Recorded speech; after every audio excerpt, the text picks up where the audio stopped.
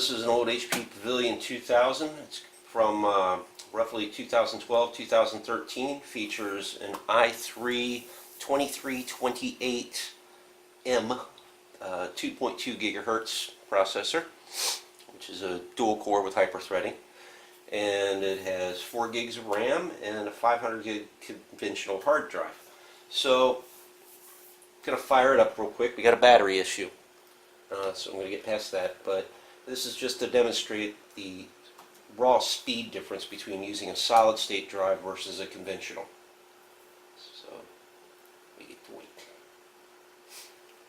So that was a pretty fast boot for the conventional drive. Still got a little going on. I have a 1.7 gig PowerPoint file with videos embedded. Oh, computer's in the middle of stuff. So I'm going to fire this up and we'll see how long it takes to load this.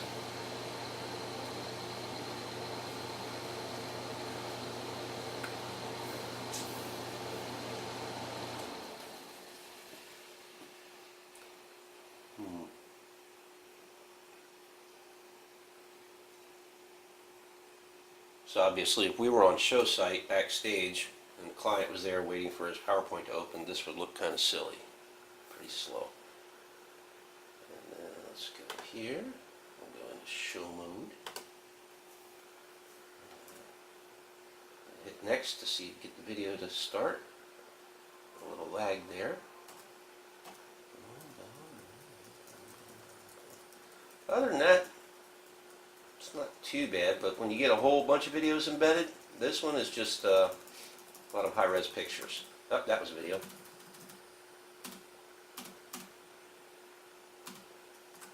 won't even start. Oh, there it goes. So, that's it. Get out of there. It's definitely a little laggy.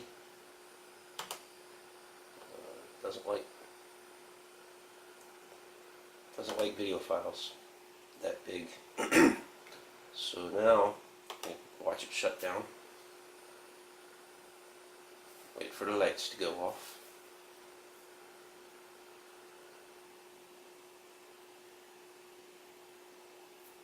And that's it. Now we'll do the same thing with the solid state drive.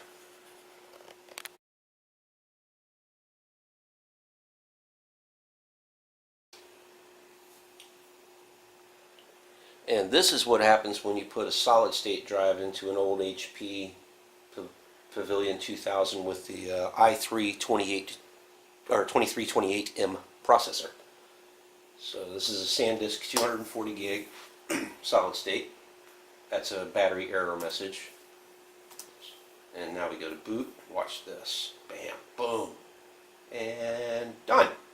Kinda. But just for fun, I got a 1.7 gigabyte PowerPoint with videos embedded, so I'm going to show how fast it opens up.